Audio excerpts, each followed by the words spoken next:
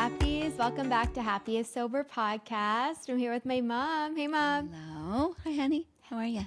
Good. How are you doing? Good. I'm fine. Good. You're in full wedding mode, eh? With Sasha's wedding coming up. Yes. My mom was just filling me in at the beginning of the call how she's, because my sister's wedding's is it like 3 weeks away now? Oh, God. A little over 3 weeks away, and they were just doing the the seating chart. Yeah. And then we get to do it again in a couple months. I know, right?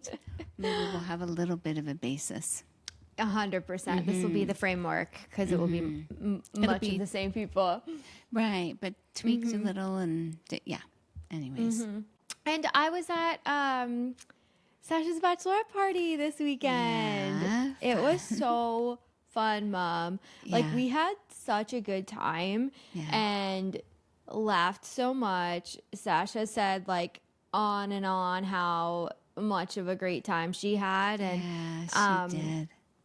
you know what? I had this little moment. It was Saturday morning, and we were at the cutest little hotel. Shout out, what was it called? Claremont in Prince Edward County. So cute.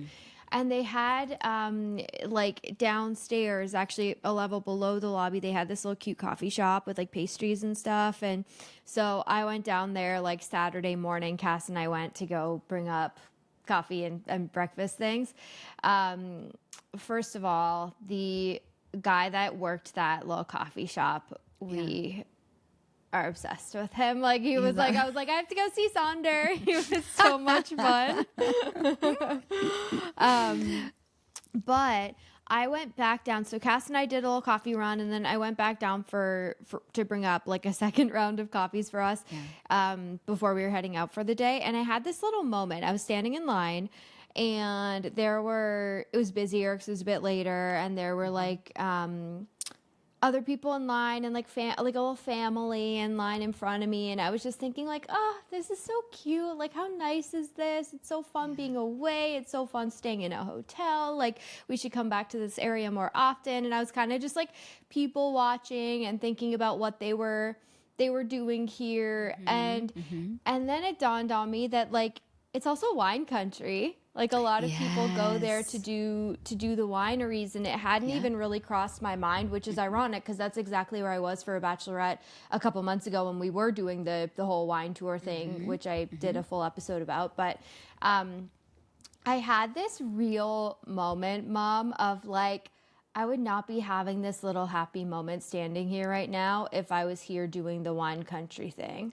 Like, I just like was imagining coming back and like having another fun little weekend and like, oh, what would we do on another weekend here? And then when I remembered a lot of people here were probably doing that, it just made me realize, like, oh, if I was doing that, like, this would be like, oh, let's go get coffee and like just like trying to get through it. But like just being like tunnel vision on like, I just want to go start drinking. Let's do the wine thing. And like, I don't know, it's just a cool little kind of sober gratitude moment for me of realizing, and this is actually not planned, a perfect segue into what we're about to talk about, of realizing just how much joy there is in ordinary life moments in sobriety. Yes, exactly. And before we move on to what we were going to talk about, I just have to give a little shout out that I got to taste one of the leftover pastries, a cruffin. Mom, we never ate the cruffin. I know. We got it and we never ate. You're like, I got you covered. I ate that Was damn it so cruffin. good? Oh my God. It was delicious. Really? Oh. It was okay, so we got to go back good. just for the cruffins. Yeah, it was really, really, really good. It was yummy. And it was a day Amazing. old. Or maybe 2 days old. It was 2 days old, Did you Mom. get it? So it was 2 days old. No. It was a day old. We got it Saturday morning. Yeah, it was a day old. Okay. Did I eat it? Yeah, it would have been Sunday. Delicious. That's so good. funny. Wait, I have to say one thing to the happies because I feel like they'll appreciate it, and then we'll move on. That sitting on, not just like you being a part of all of my calls and meetings in regards to wedding planning, but also like sitting in the room while you're on calls with Sasha's wedding planners and talking about food and talking about dessert in particular. This is what I've heard my mom say more times than I can count. Leaning in, is it scrumptious? But is it scrumptious? Like a chocolate cake? Is it a scrumptious chocolate cake? I overheard. Wait, I have to say this. Yeah. I have to say this too. It's so funny because I was again in the room. It was actually I came to your place because then we were leaving for the bachelorette from there on Friday, right. And again you guys were on the calls with the wedding planners and you were talking about dessert. And they were saying to you, which I was like in the background, like chuckling to myself because I was like, this isn't going to fly. They were like, we find that like most people don't care that much about dessert. Like, but they were like, by the time dessert comes around, people are ready to start the party. They want to dance. And like, we were like, not in this family. Oh my God, that's so funny. I know. It's so funny how different people feel about dessert, right? I know. Yeah. But well, and no. Yeah. And also drinkers. Yeah. Very different experience. Yeah. It's a little sober joy moment always. Yeah. Yes, yeah. Anyways, but okay. Good cruffin', worth going back for. Good to know. I love how we had like the perfect segue right into what we were talking about, and then we sidetracked to talk about the very important topic of dessert. Yes. Now get back on to what we were going to talk about. Mom, so my mom texted me today, Happies, and was like, I have the perfect topic for a podcast. And whenever that happens, I'm like always so excited to hop right on. So do you want to kick us off, Mom, on kind of, so pretty much what we're talking about today is creating a meaningful life in sobriety, right? Kind of like finding joy in the ordinary, but a lot more to it. Do you want to kick off? Okay, so I will kick off, and I'm not really, sure. Well, here, I'm just going to kick off with this. What sort of prompted this was two things. There was a conversation with someone in the Happiest Sober Hub in one of the meetings who, was sort of having a bit of a hard week and feeling like, really, I think, grieving that old life, even though this person is a couple of years in and was feeling a little bothered by why this was kind of happening now, but, realized that they were romanticizing drinking, but even realizing that wasn't kind of snapping them out of it. Yeah. And they were just feeling stuck and sad and... Anyways, I've just thought about that person so much since that call, and I came across something. So it's funny, this man. Hang on, I just want to see if that's here or not, Maddie. Yeah. So this guy that I follow, who I really love, Arthur C. Brooks, on Instagram. He's actually written a book, The Meaning of Your Life. Oh, which well, that's relevant. I know, right? Which I'm going to order and get. But I happened to see on his little feed, he posted this really sweet story. And can I just tell this can I read his story that he posted? Yes. Because this is kind of what prompted the conversation for today. So, and I'm going to try and pronounce this person's name properly. Yeah, we were trying to Google a little pronouncer before. How do you say this? How do you say it? Yeah, so the guy's name is Dostoevsky. I don't know. Whatever. Let's call him D. Yeah. So he was a famous Russian writer. Anyway, so it says, D once beat his gambling addiction, but he didn't do it by quitting. So, Dostoevsky was once 45, famous and broke because he could not stop gambling. He'd win a fortune in an hour, bet back, lose every franc, and pawn his watch to get home. By 1866, the debts were closing in on prison. Concerned, he signed a brutal deal with a predatory publisher. A new novel in 30 days or lose the rights to everything you've ever written. He accepted because he knew one story well enough to write that fast. That of a man destroying his life at the roulette wheel. So there he was, a gambling addict racing a deadline he'd earned by gambling, writing about a gambling addict. A perfect doom loop. To write faster, he hired a young stenographer. Her name was Anna Snetkina. I'm probably not pronouncing it properly. Every day he dictated to her the confessions of a man he understood far too well, and every day she stayed in the room and wrote them down. They beat the deadline by 4 days, and somewhere in those frantic weeks fell in love.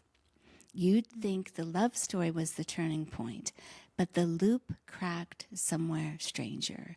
He later looked around the casino at the elegant people he'd spent years imitating and saw they were as wretched as he was. Hang them all, he said of them, then of himself. There are still the markings of a man in me. Recovery took years, but it ran one direction, toward the ordinary life he'd dismissed as too boring to want.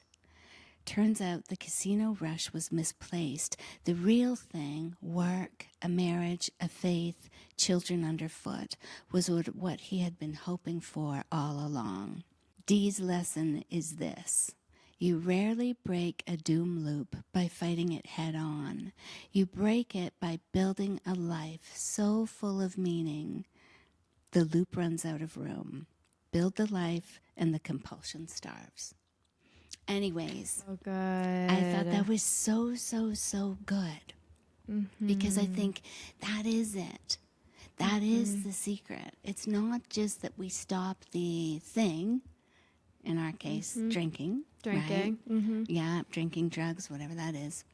It's not just that we stop it. You have to build a life you love, right?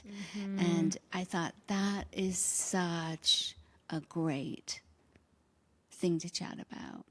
Yeah. Right? Like, how do you begin to do that?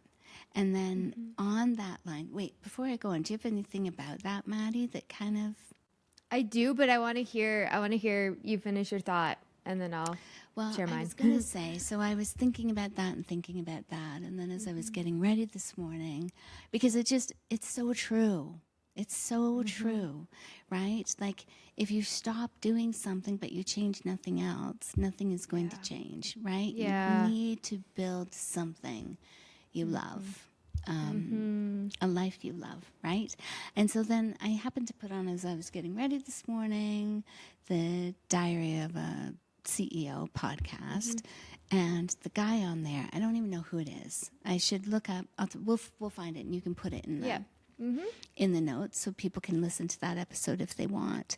But this guy was an entrepreneur, and so he was talking kind of, about building something, a business or whatever it is that you are wanting to create. And he said a couple of things that I think just relate so much to this about how you go about building a life you want. And he said, you have to decide whether you care about your future more than what other people think about your future. So when you think about that, like he was saying, someone's version of you has to die. It's either your desired version of you or someone else's desired version of you. And I thought, oh, that's so profound in terms of getting sober, right? Yes. Because particularly with relationship to what this person was struggling with, it was feeling like they don't belong with their group of friends anymore. They don't fit in. And I think, oh, their desired version of you is to party with them. And your version of you is far bigger than that. Yes. Right? Yes. And so which one are you going to choose? You have to decide. And I think, like it doesn't feel easy in the beginning. It feels really hard. And like another thing that he went on to say, which I mean, I've already said and know is true. With any new thing that you begin to do, you have to be willing to suck at it, right? It's going to feel uncomfortable. Yes. It's not going to feel natural or easy or, you know, like you made this decision and all of a sudden you're in this happy, wonderful place. Like the change, the transformation can feel really hard at times, but it's also knowing it's not going to feel hard all the time. And I think every time you're coming into a new growth spurt, I think it's always preceded by a low. Because it's Mom, wait, let's take a pause right there just to that's so good, because when we, especially taking this specific case, you're 2 years sober, you're going through this low, you're going through this hard time, and you're telling yourself the story of like, I shouldn't be feeling this way. I'm this far along. What a beautiful reframe that every growth spurt is often preceded by a low. Okay, keep going. Yes. I just wanted to. Well, it is, because it's that little piece of pain, right? Yeah. That creates the transformation. Like it's always the suffering that creates the next level of transformation. And so I think, you know, I think just even knowing that changes how you think about these moments when you're in these little lows, right? Sort of just knowing, oh, growth is coming. Like I'm wanting something more. I'm dissatisfied. It's uncomfortable.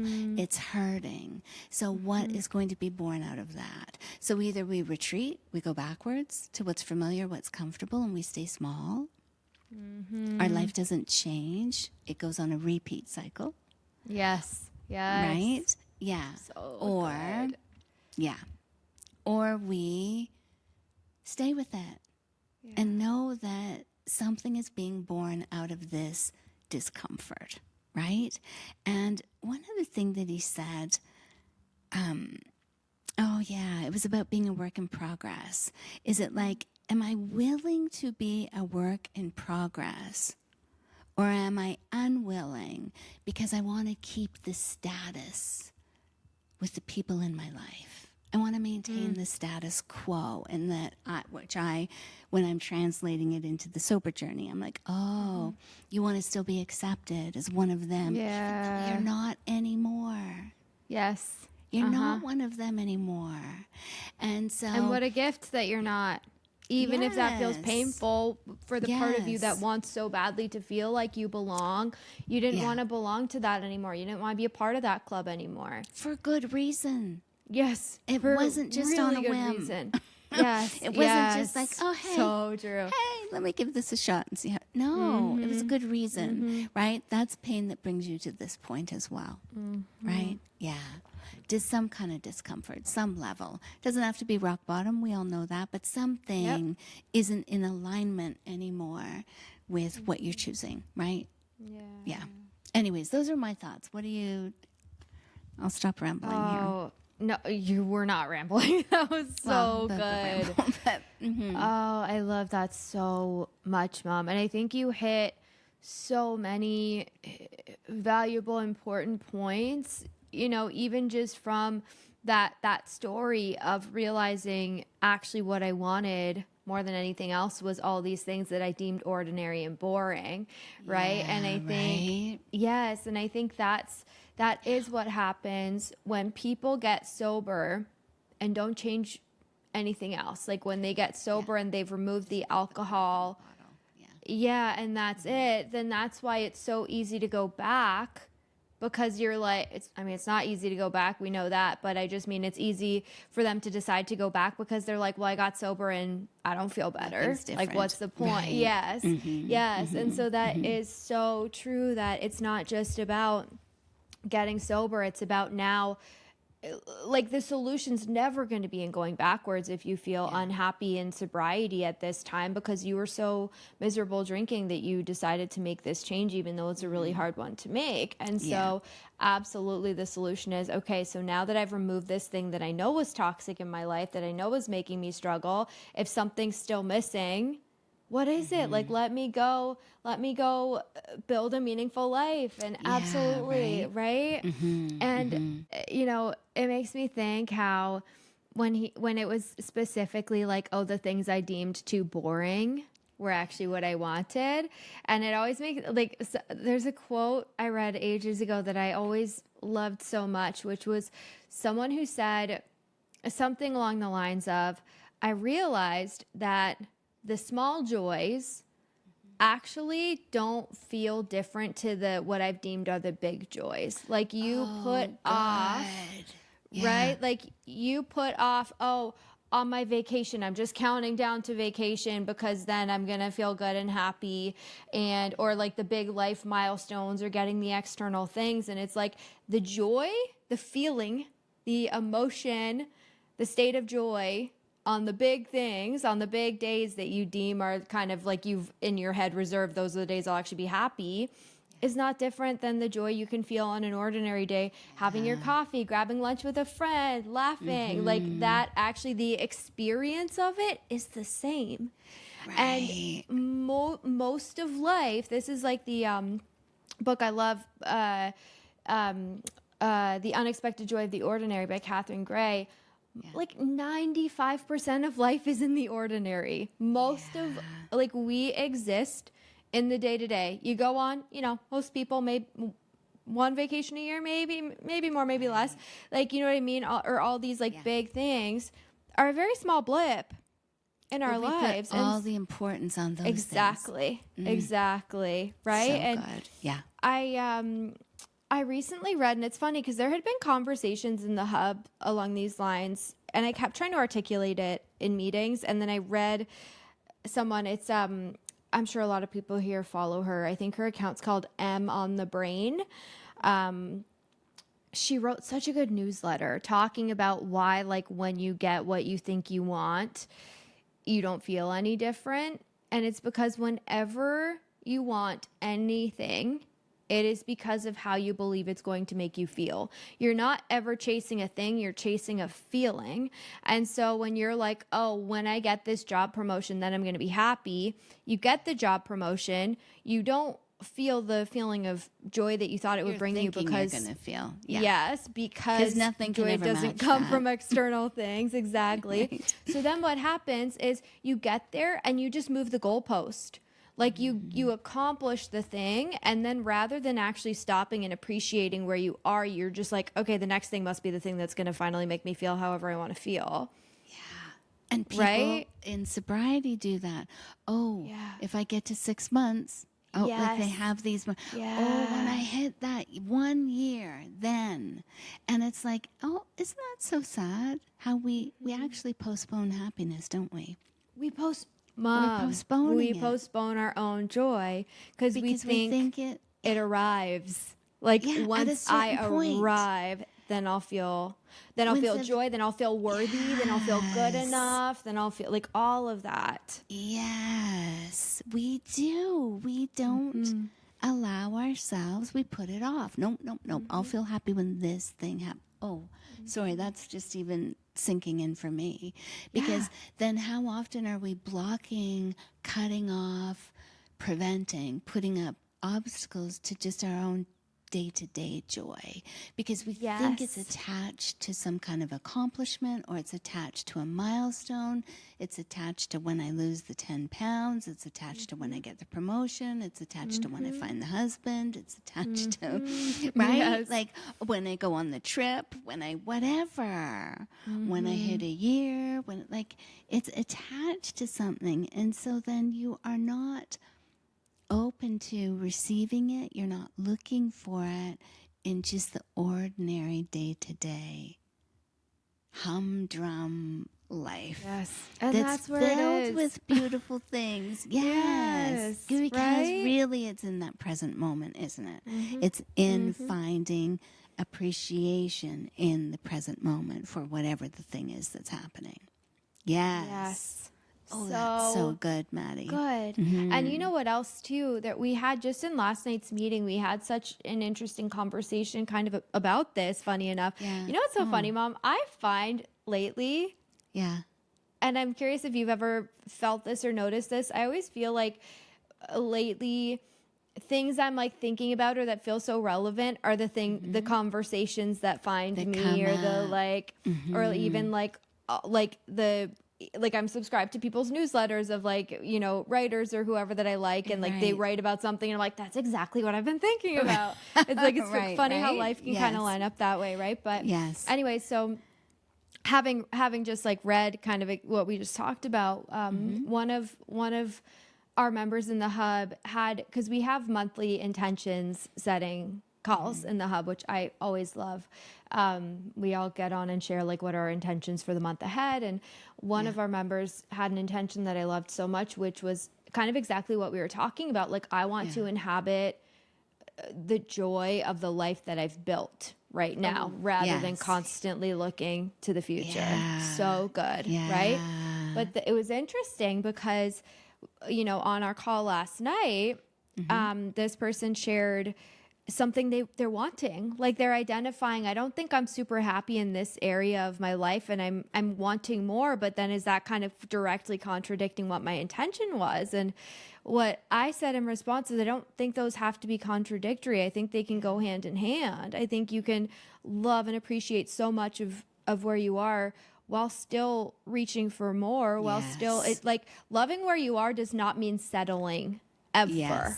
Yes, or like staying there. Yes, staying where you are because, I said I was going to love where I am. It's like you can love and appreciate your life and all the amazing things about it and the things that you've built, while still recognizing what we're always going to want. Like, it's a human condition. There's always going to be the next thing, but it's not postponing joy. You can want the next thing, but don't postpone your joy for when it gets there.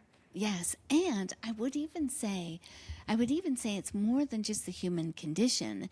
It's a universal principle. Like, this universe is expansion. Yes. Right? So true, Mom. We too are to be expanding and creating. I mean, this is how you're participating in the universe and in creation and in expansion. We're here to want more.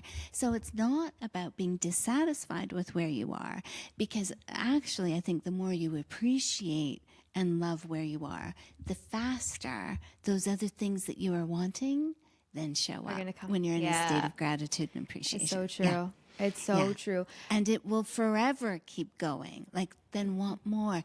Like, it's like, you know, the old launching those rockets of desire, right? So that you keep expanding, grow. And the thing too about recognizing that you're chasing a feeling of like feeling good enough once it gets there, feeling, you know, whatever it is that you think something's going to give you, is realizing I can decide. Like, I can make that decision today of, rather than placing it on when this thing arrives, like, let me embody it. Let me embody the feeling of the thing that I'm telling myself is going to, like, I'm going to get, you know what I mean? That you're wanting. Yes. That you're in, If the thing that I want, if I think it is, I want it because of how I think it's going to make me feel, then just decide to feel that now. You're like, right? Like, happiness, the feeling of happiness, feeling of joy isn't circumstantial. And I think that's key. We make it circumstantial. And as long as we believe it's circumstantial, then that's going to be our experience of it. Yeah. But you want to feel happy now. You don't need to have a circumstance. You can choose to generate that feeling within. Yeah. So good. So creating meaning. A meaningful life.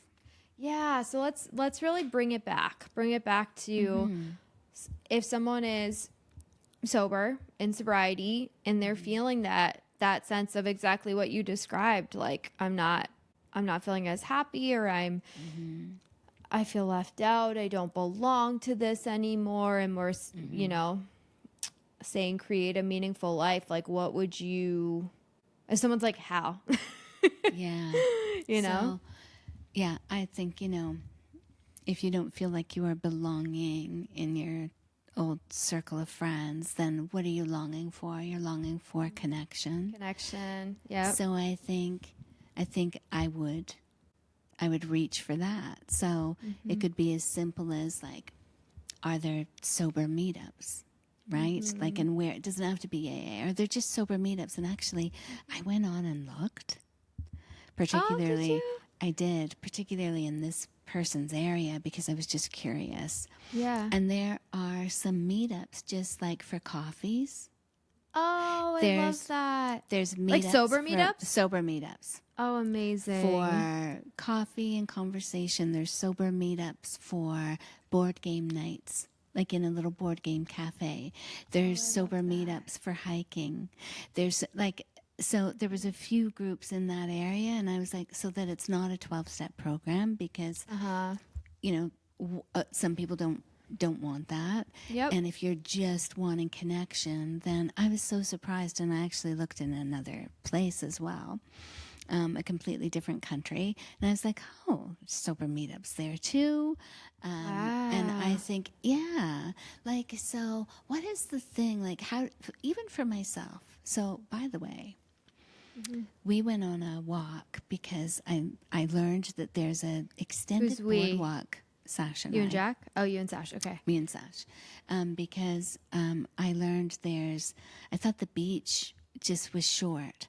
Yeah. It's not it's a big, deep beach here where I live, but it's a short little stroll along the beach. Yeah. And so I was speaking with someone who's lived here a long time who said, oh no, there's a whole boardwalk that extends down, and I was like, went and found it.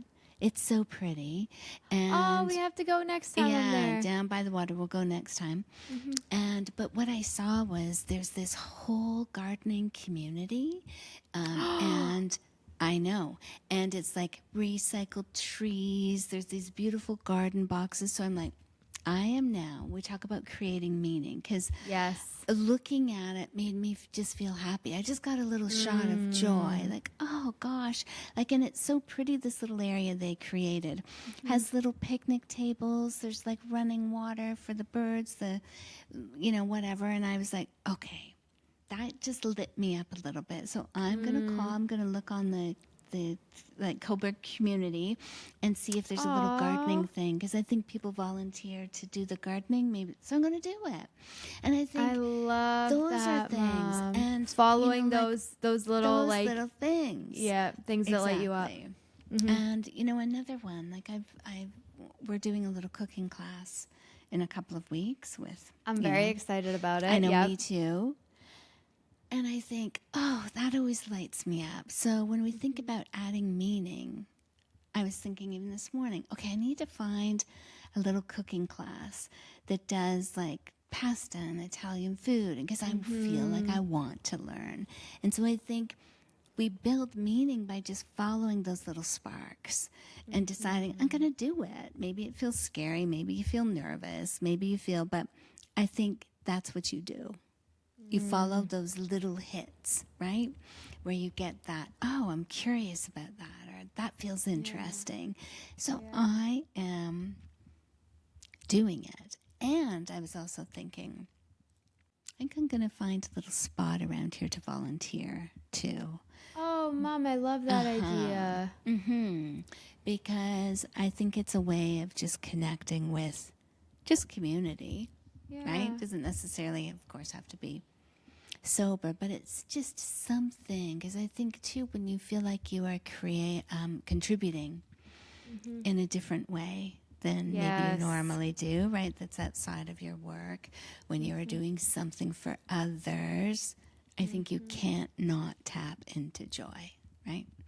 Oh, I love that. Yeah. So those are things I think help build and create some meaning in your life. Yeah. And joy. What are your thoughts? I love that so much, Mom, and I'm so with you. I think that absolutely, like, I've said this 1,000 times, I'll say it again, like, when we remove alcohol, it is going to create a big void. Like, alcohol was the thing that we did. Like, if you're here, it was probably felt like your main hobby, the thing you spent the most time doing, right? Yeah, someone asks, what do you do with your time? What are your hobbies? Oh, the bar. Mom, I can remember. Wine. Well, people do say wine. Yes. Right? Mom, the way I hated, I can remember vividly, especially working like in my 20s, my first kind of like big girl career job, and someone turning to me and saying like, what do you like to do for fun? I hated that question because I was like, go to the bar. Like, what do you like to do for fun? Like but I hated it But because it made me true. realize that my Yeah. only true answer was freaking drinking, right? So Yeah. of course it might feel like you remove that, and if you don't fill your life up with other things, you might feel that void a little bit. Yeah. And I'm so with you, Mom, about following like any little inspiration, anything. And this is where, again, you can think of if there were things that you used to do that you like stopped doing, like hobbies you used to have when you were younger. I always think the things that that interested us when we were kids is a really good indicator, because I feel like we're so like kids are so authentically themselves. So I think that, or anything that you've ever been curious to try. But what I want to say too, if you are in like a rut, if you're feeling like, I don't feel super happy in sobriety, maybe I should just go back to drinking, like this, any of that kind of line of thinking, maybe you're not going to get those little hits of joy. Oh, that will bring me joy, or hits of inspiration. And that's when I would say there comes a time that I think almost forcing yourself into action mode might be helpful. Like I've always remembered this quote. I actually heard it said by Josh Peck. You know who that is, right? I know who that is. Yeah. Did you know he's sober? Right? Yeah. Did you know he's sober? Years and years. And I think like a 12-step guy, but I love him, and he has a podcast that anyway, so I've always remembered he said, action comes first, feelings follow. That's really And I like that. As much as I believe in like following our inspiration and honoring how we're feeling, I think there's something to be said where if you're in a rut or in a low or feeling unmotivated or feel like, force yourself into action mode. That might mean forcing yourself to get out of bed, make the bed, have a freaking shower, and like get out for a walk to do something if you're really going through it. But that also might mean, I don't know what the hell it looks like to have a meaningful life in sobriety. I don't know what makes me happy. Let me just try a bunch of stuff, and like maybe that can be a little action first, and then the feelings will follow. Because at the very least too, if you're just trying something new and putting yourself out of your comfort zone, there's going to be a very fulfilling sense of like accomplishment of having done that. Doing just and then even the simple things. Yeah, exactly. And then the best case scenario is you might find something that you really like. And it's actually funny. So at the Bachelorette, this weekend, we did like a little stand-up comedy show. Oh, you know what? You're going to love this, Mom. We did a little outdoor stand-up comedy show. And the very first guy who went, I so admired him. He was an older gentleman, retired. It was his third time ever doing stand-up. No And way. you know what he did? So when COVID he told his whole story. It was like part of his bit was telling this story. So it was told in a funny way. But I actually was like, good on you. Because he retired early when COVID happened.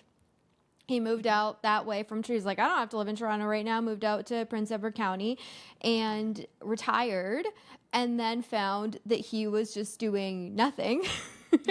So he said, my wife just started signing me up for everything under the sun without telling me. She'd be like, hey, Guy, signed you up for this, signed you up for that. Like every day he'd be like, okay. She's like, you're not going to sit around here driving me crazy. That's exactly what it was. It was like funny. A dance class or this or that. And one of them was stand up. This man has a fear of public speaking, like so out of his comfort zone. But there he was. Third time ever doing it. He was funny. He was good at it. So like be like Guy's wife with yourself. With yourself. That's so funny. Yourself, like force yourself out into it, Like just do it. Just do it. Just live the damn life, right? And I'm talking to myself as well. Right? Like live it. Don't be a passenger. Yes, don't be a passenger. It makes me think like, and not to get way off track here, but we got lunch last week with our sweet 90-year-old Eva. We had lunch with this woman who we knew. She used to babysit us growing up and was the sweetest, like very grandmother figure. Yeah. And she just turned 90. We hadn't She was seen a her in family years, friend. sadly. Yeah. Yes. We hadn't seen her in years, sadly. But there were just so many moments at that lunch where we were talking and reminiscing on like us being little, and like I'm the youngest. So when I said I'm 32, she was like, "How are you 32?" And she looked at you and said, "It goes so fast, doesn't it?" And it's like, oh, those moments where it really hits you. Like life is so freaking short. Like live it. Especially right now, it's so easy to be chronically distracted, to just like go. It's like this is your life right now. And that just reminded me of what else we talked about was when I was driving there to her place, because we were all going to meet at Eva's place. You guys were coming from the city. I was coming from my place. And a Carly Simon, I don't know if people are going to know Carly Simon, but Yeah. anyways, Wait, is that she? You're So Vain? She's So Vain. No. Yeah. Okay. Yep. And that's one of her songs. And anyways, one of her songs was about, these are the good old days. Like stay right here because these are the good old days. And I remember you and I talked one time about this moment. So this moment right here, right now, this day, wherever you are in your day, wherever you are in the world listening to this day is one day going to be the good old days that you're referring to. It's like that quote from The Office. I think it's Andy who says it. He says like, I wish I could remember how he said something like, I wish there was a way to know you're in the good old days while you're still in them, or something like that. Right? I love that. And that's exactly it. And so, like today is going to be one of the good old days. One time you're going to look back and go, oh man, remember when I was in my early journey of sobriety and how, you know what I mean? Or whatever it is you're doing. Yes. You know what's so funny, Mom? People might be listening to this in early sobriety and like not having a great time and be like, oh yeah, I'm sure I'm going to look back and think these are the good old days. I romanticize my early sobriety. Now, looking back, like even though I know logically, yes, of course, there were hard times. That was a freaking hard thing to do. We all know that. But I look back so warm and fuzzy on my early sobriety. I feel like you're so brave. I could cry. Yeah. No, that actually just got me. Because like when I see pictures from those times from early sobriety, I'm just, it brings me, even though I know it was hard, I'm like, oh, like, what an amazing thing I did during that time. Yes, right? You really like see how brave and how courageous you were and how desperately you wanted something more for yourself and that you went for it, right? There is something. And I'll say all the times, like forever I'll say, because it's just inherently true for me, is I can look back on all of the terrible things that ever happened to me in my life, and I have no regrets. Like I wouldn't change them. Love that. Yeah. Because that's what got me here, right? I learned so much from all my pain and suffering, and I wouldn't trade it. And so, right? I think that's the other thing. You will look back and you will be so freaking proud of yourself. Yeah. And you do look back on those really, really hard days and with gratitude. You do, because they opened the door to something else for you, right? Yeah. And really I think too, I think the part of like looking back on those days and feeling so warm and fuzzy is that like, even though it was so hard, it is equal parts like scary and exhilarating to know that you're doing that, to know you're making such a good change, and to feel like this sense of hope and optimism about your future for the first time of like, oh my God, I can actually do this. And like, even if you haven't experienced for yourself yet, like seeing other people live life sober and being like, oh my God, I could do that. Maybe I could get to that place. Like there's something so life-giving about making a change that at least has you feeling, even if it's terrifying, still feeling like, wow, if I get out of this cycle, like life opens up, anything's possible. You start to see different possibilities for yourself. Yes, 100%. 100%. So good, Maddie. Yeah. Oh, I love that. Do you have any last things to say, Mom, on this? I don't. I was just going to ask you a question. Do you have anything that you think like you would do for yourself right now when you think about what creates a meaningful life for you? I think wait, do you mean like advice to my past self, or like something that I want to do right now that would like add just meaning? in this moment that would add meaning. Yeah. Oh, that's a fun question. Even if it's fun, like it doesn't have to be deep, but just like, enjoyment, meaning. Like meaning in your life is that you are enjoying it. There's nothing more important than enjoying your life, right? Yeah. You know what it makes me think of? Last Monday, I was at your place. Yeah. And you know that I'm a very structured person. Yes. Yeah. I can be very like routine or very, I like my structure. Yes. And I was going to come back to my place on Sunday night, but then I extended it and kind of gave myself Monday and like kind of moved everything on my list for Monday onto the next day. And I remember I had this moment of like, I'm going to drive to the beach. Like it was this real moment of realizing, let me say two other things. Sorry. Yeah. Of realizing like I'm a grown up.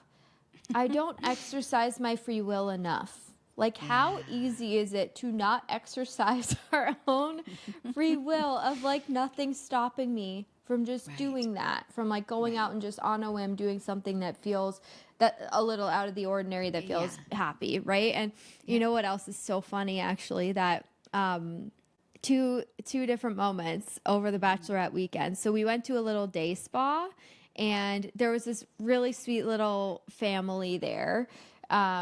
They were there with their two little sons, and we saw one of them have like a little meltdown because he wanted to go swimming, and his dads were saying you can't go swimming yet. I think they were whatever reason they were going for lunch or something, and he was distraught. And then also, and then also being in line at the little coffee shop I was telling you about, and having this little girl ask her mom, like, can I have this? And she's like, no, we're not having that right now. In both those situations, I turned to my sisters and I was like, we don't appreciate enough that nobody can tell me no. Like being a kid and being so frustrated because you just want what you want, and there's a grown up telling you no, you can't have it. Right? Yeah, and I was like, I could have ice cream for dinner. No one can stop me. Like, how actually good is that? So long way around it. I think that what I can do to add meaning is to just be a lot more spontaneous in my life, to like let go of my structure, to make an effort to do things more out of the ordinary. And that was my like New Year's resolution. I think it was like my 2025. You can come back to New Year's resolutions. Right? Maybe it is good to come back to. So I think not one specific thing as much as it is just like getting out of my doing mostly the same things every day. Right. I know. Routine can kill, right? Yeah. It can kill. I mean, it's necessary for some things, of course, right? But to be so married to it can well, that's kill. the thing. Like, I love that I want to meditate every day, but I can keep that routine of meditating every day and get out and be like, there are routines that benefit us, and then ones that it's it's like a quote from Matt Haig that I love so much always is he says build a routine baggy enough to live in. Oh, that's good. Isn't that so good? That's like so good. Have your routine, but let it be baggy enough that you can also be flexible. You can live in it. You're not. Yes. I just want to just this conversation just kind of about joy and stuff. I remembered, I just read this, and I'm sure you did too, this little Abraham Hicks quote. I thought, maybe it's a good little thing to wrap on. Do you want me to read it? Yeah. when we just talk about kind of meaning anyways, it says the idea of success for most people revolves around money or the acquisition of property or other possessions, but we consider a state of joy as the greatest achievement of success. And while the attainment of money and wonderful possessions certainly can enhance your state of joy, the achievement of a good feeling physical body is by far the greatest factor for maintaining a continuing state of joy and well-being. Yeah. And so there are few things of greater value than the achievement of feeling good. Yeah. That's good, eh? Yeah. And everything you could possibly want in your life is because you believe you will feel better once you get it. And you can choose to tap into feeling a little bit better right now. And it could just be a little better. It could be being so down and low and finding something that brings you just a little sense of relief. Like, it can be a very gradual thing. We're not saying if you're really going through it to just be like, I'm going to be happy. I'm just going to be happy. Mighty good. It's a process, but it's something that you can still be intentional about. Like, what is one thing I can do for myself today to just bring a little sense of relief or to get me a little bit closer to where I want to be, and let that be your guiding light even. Yes. So good. It's not, and I think we can dupe ourselves sometimes with the idea of joy, right? We think it's got to be way up here, a big feeling, right? Instead of just, so true. Just a simple little, hey, I'm just appreciating, the sunshine today, or a nice cup of coffee, or a good conversation. Yes. And we dupe ourselves into thinking we're supposed to be happy all the time. Yes, and that's not it either, because as you said, often periods of growth and expansion are preceded by a low, preceded by the struggles. Like, there is value in that. So I always think, like, I think it's important to hit home the point of don't beat yourself up for the struggle, but the struggle can serve you. Like, ask yourself, what is it? Yes. 100%. Oh, this was so good. Yeah, it was a fun one. So good. Yeah. And really just, it is about building a meaningful life in sobriety. That's why they say, like, create a life you don't want to escape from anymore, right? Yeah, right. So good. Just one little brick at a time, right? Really good. So good. Thank you, honey. Oh, thanks, Mom. This is, you know what? This is a super inspiring combo. I feel like I'm finishing off this call way up here. I mean, I was having a good day when I got on, but me so too. good. Oh, happies. We hope you feel the same. I hope this gave you a little hit of inspiration to even just do a little something for yourself today, or find a bit of joy and appreciation in the ordinary moments, because that's where we can access it most of all. If you're looking for support and connection in your sobriety, we would love to have you in the Happiest Sober Hub and to connect with you. Come join with us. Yeah. Yes, join us. It's an incredible community, and both my mom and I host meetings. There's usually five meetings a week, hosted by one of us each, one together every month, which is always fun. But head to happiestsober.com/hub to join us there. If you haven't already, I would so appreciate it if you could follow this podcast wherever you listen, and rate it, and leave a review if you listen on Apple Podcasts, or write a comment on Spotify if you enjoyed this episode. New episodes come out every Tuesday, so we'll chat with you next week. I hope you have an amazing week. Remember that life's happiest when you're Sober.